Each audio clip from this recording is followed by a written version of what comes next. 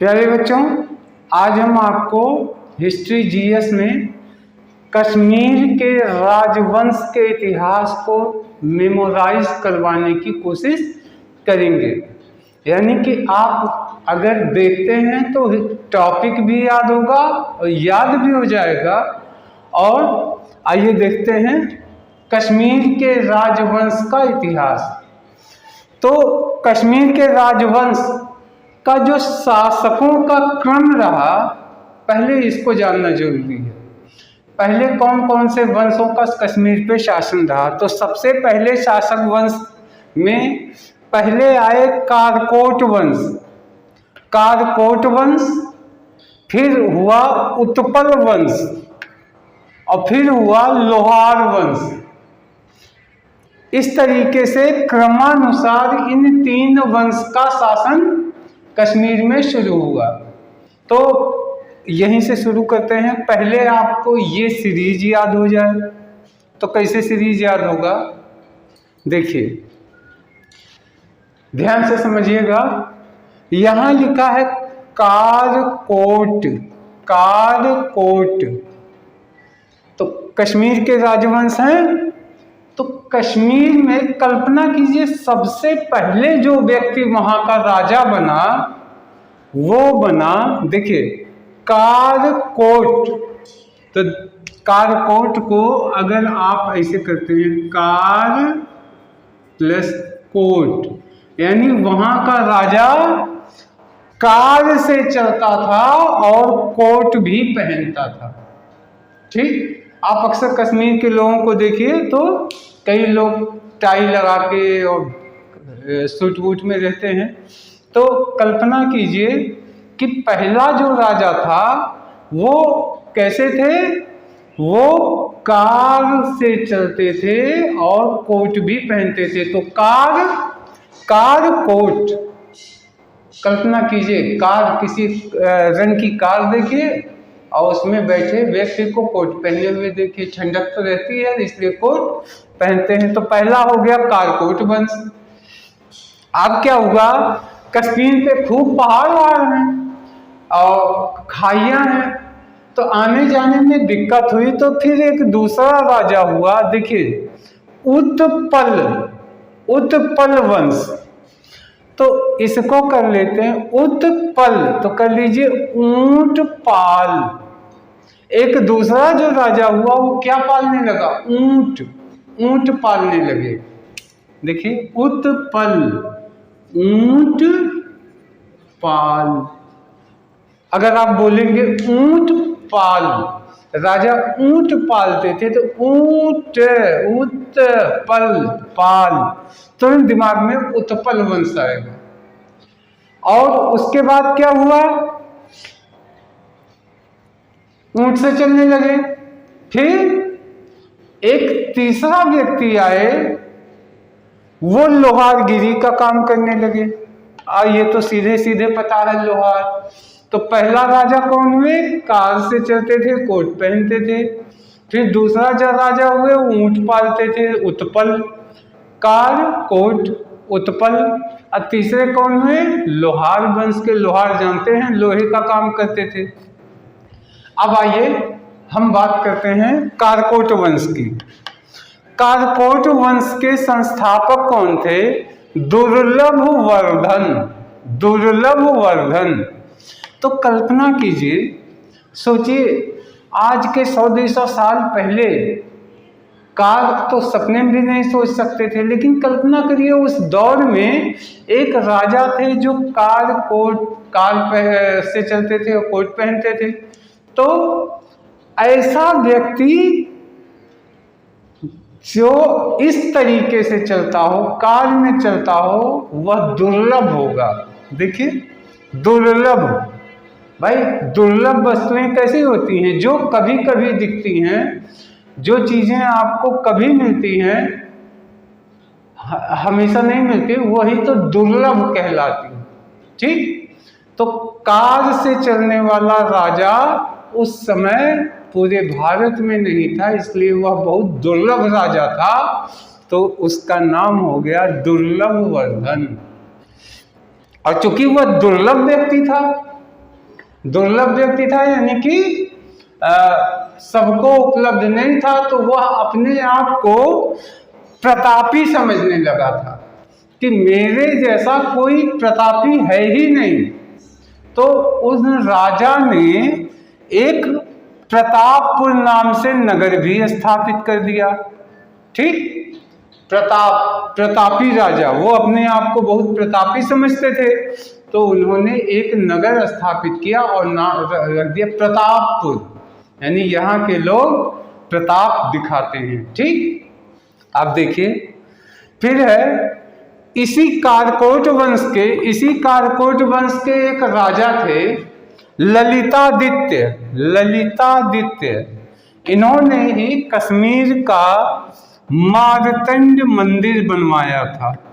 अब देखिए कश्मीर का मार्तंड मंदिर किसने बनवाया? तो राजा थे ललितादित्य। अब कैसे ये दिमाग में हमेशा रहेगा।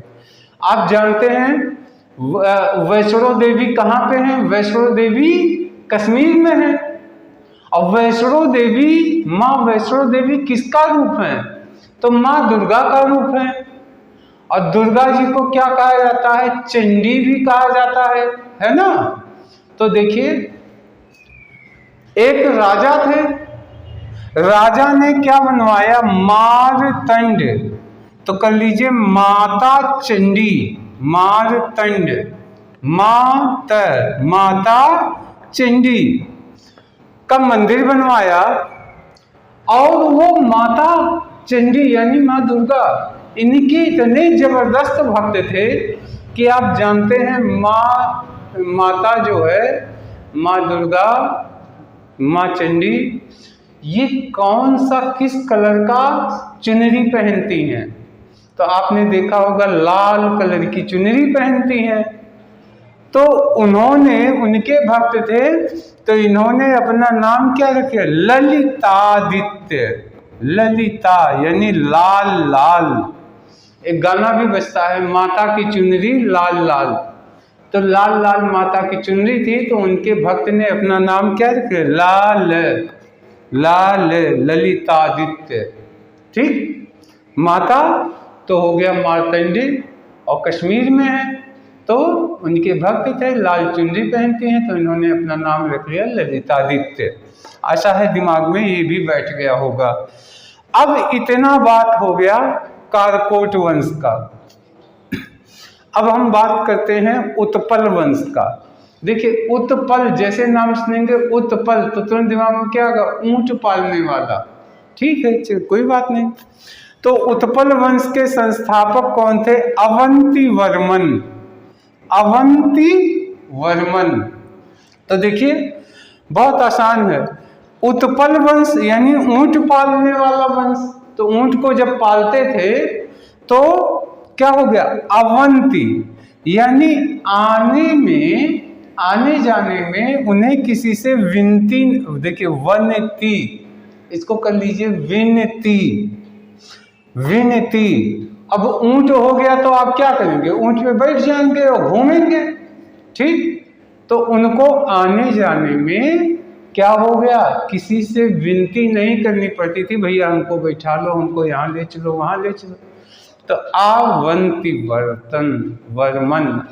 वर्मन। तो ऐसे सोचिए उत्पल तो ऊंट पाल लिए तो आने जाने में उनको कोई दिक्कत नहीं, यानी किसी से विनती नहीं करनी पड़ी, तो तुरंत हो जाएगा अवंती वर्मन। अब देखिए अवंती वर्मन वो राजा थे जिन्होंने सबसे पहले कश्मीर में नहरों का निर्माण करवाया सिंचाई के लिए। क्या किसका निर्माण? नहरों का निर्माण करवाया। तो अब कल्पना कीजिए, देखिए उत्पल वंश के राजा थे अवंती वर्मन, इन्होंने ही नहरों का निर्माण करवाया। तो जब उत्पल ऊंट पालते हैं तो ऊंट क्या करेगा? पानी पिएगा ना। पानी पीने के लिए, और ऊंट ज्यादा पानी पीता है, पानी को स्टोर कर लेता है पी के, तो इसके लिए उनको क्या करना पड़ा? नहर खुदवानी पड़ी, जिससे ऊंट को पानी पीने में दिक्कत ना हो। तो उत्पल वंश के द्वारा ही, उत्पल वंश के शासक अवंती वर्मन अवंतवर्मन के द्वारा ही नहरों का निर्माण हुआ। एक इंजीनियर था सूर्य, उसी ने ये निर्माण किया था। अब देखिए तीसरा आ गया लोहार वंश। लोहार वंश नमः से जानते हैं लोहे का कारोबार करेंगे, और इनके संस्थापक कौन थे? संग्राम राज। संग्राम राज तो बहुत आसान है, देखिए लोहार यानी लोहे से ही क्या बनता है? हथियार। लोहे का ही तो हथियार होता है। तलवार बनाइए, तीर बनाइए, भाला बनाइए, त्रिशूल बनाइए, सब लोहे का ही तो है। तो लोहार वंश के एक राजा थे और लोहार का काम करते थे, तो लोहे का हथियार रखते थे। और जब लोहे का हथियार रखेंगे तो आप क्या करेंगे? संग्राम ही तो करेंगे। यानी लोहा किस जगह यूज होगा? संग्राम में, लड़ाई, युद्ध। तो इनका नाम पड़ गया संग्राम राज। संग्राम माने युद्ध। इस लोहार वंश के एक शासक थे राजा हर्ष। हर्ष एक राजा थे, हर्ष। इनके एक दरबारी कवि थे और ये बहुत ही मशहूर कवि हुए। वो दरबारी कवि थे कल्हड़। ये क्वेश्चन एग्जाम में पूछा जाता है। कल्हड़, इन्होंने एक रचना की थी जिसमें कश्मीर के इतिहास का वर्णन भी किया था। उस रचना का नाम था राज तरंगिणी। राज तरंगिणी। अब देखिए ये कैसे याद हो सकता है? देखिए कश्मीर आप जानते हैं, कश्मीर में चाय खूब होती है। हाँ, चाय होती है। और चाय सबसे बढ़िया किसमें होती है? कुल्हड़ की चाय होती है। तो देखिए एक कवि थे, वो चाय बहुत बढ़िया बनाते थे, तो किसमें चाय बांटते थे? कल्हड़। तो कर लीजिए कुल्हड़। कुल्हड़ में जब चाय वो लेके जाते थे तो राजा क्या होते थे? राजा बहुत हर्षित हो जाते थे। भाई कुल्हड़ की चाय आपको पेश की जाए तो आपको भी तो खुशी होगी, क्योंकि कुल्हड़ की चाय बड़ी स्वादिष्ट होती है। तो सोचिए एक व्यक्ति थे जो कुल्हड़ में चाय ले जाएं तो राजा बहुत हर्षित हो जाते थे, यानी राजा हर्ष।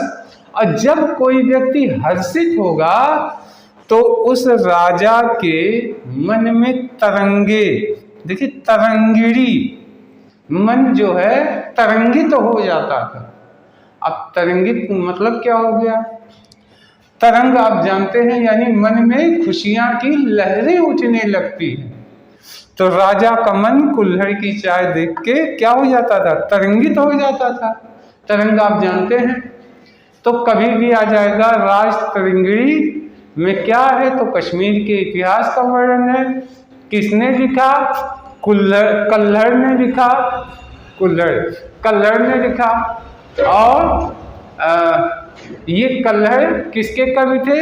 राजा, लोहार वंश के राजा थे हर्ष, उनके दरबारी कवि थे। तो राज तरंगिणी से कश्मीर के इतिहास का पता चलता है।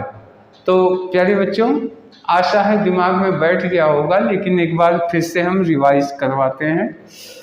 रिवाइज का मतलब ये है कि देखिए अगर ये चीज़ें मुझे याद हो सकती हैं तो आपको भी याद हो सकती हैं। एक बार सुनिए, जो कल्पना मैं कर सकता हूँ, अगर वो कल्पना पे आप पहुँच गए, गारंटी देता हूँ 99% आपको याद हो जाएगा। तो देखिए कश्मीर के शासक वंश का इतिहास क्या है? सबसे पहले कारकोट वंश, यानी कार में चलते थे, कोट पहनते थे। दूसरा उत्पल वंश, यानी ऊँट पालते थे। तीसरा लोहार वंश। अब आते हैं कारकोट वंश। कारकोट वंश के संस्थापक कौन थे? दुर्लभ वर्धन, यानी कार से चलने वाला राजा उस दौर में बहुत दुर्लभ होता था। और दुर्लभ वर्धन जो थे ये बहुत कैसे थे? बहुत ही प्रतापी थे। और वो सोचते थे कि हमारे जैसा प्रतापी राजा कोई और नहीं है, तो इन्होंने प्रतापपुर नगर की स्थापना कर दी थी। प्रतापपुर नगर की स्थापना की और एक काम और किया था। इसी वंश के राजा ने क्या बनवाया था? कश्मीर का मारुतंड मंदिर। तो मारुतंड को माता चामुंडा यानी माँ दुर्गा, माता चामुंडा का मंदिर किसने बनवाया था? ललितादित्य। तो इसको कर लीजिए, माता की चुनरी कैसी थी, लाल होती है। तो उन्होंने माता के भक्त हैं, इसलिए उन्होंने भी अपना नाम रख लिया ललिता, ललितादित्य, लाल लाल। तो इस तरीके से ये भी याद हो जाएगा। अब आते हैं उत्पल वंश के संस्थापक कौन थे, तो अवंती वर्मन थे। कैसे याद होता है, ऊँट पालते थे तो आने जाने में अब किसी के विनती की जरूरत नहीं थी, ऊँट पे बैठे चल दिए। अवंती, तो आने जाने में विनती नहीं करना, तो अवंती वर्मन हो गए। और अवंती वर्मन ने ये पहले व्यक्ति थे जो नहरों का निर्माण करवाए थे।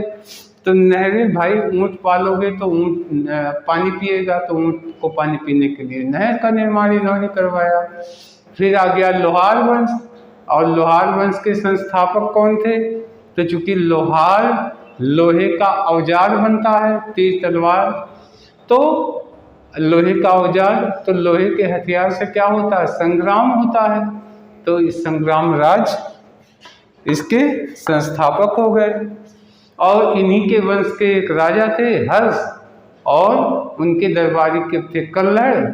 और कल्हड़ जो है एक रचना लिखे जिसमें कश्मीर का इतिहास का वर्णन है, राज तरंगिणी। तो इसमें हो गया कि एक व्यक्ति थे राजा के एक कवि थे जो कुल्हड़ में चाय बनाते थे। तो जब कुल्हड़ की चाय लेके जाएं तो राजा बड़ा हर्षित होते थे, और हर्षित हो जाएं तो उन राजा के मन में तरंगे, भाई चाय पियेंगे तो खुशी की तरंगे मन में उठने थी, तो राज तरंगिणी, हर्षित हो जाता था मन, तो राजा हर्ष। और कवि का नाम क्या था, कल्हड़। तो प्यारे बच्चों, आशा है ये आपको ऑन द स्पॉट याद भी हो गया होगा। तो इस वीडियो में इतना ही, फिर नेक्स्ट वीडियो में हम और भी चीज़ें लेके आएंगे, एग्जामिनेशन ओरिएंटेड चीज़ें। तब तक के लिए धन्यवाद, नमस्कार।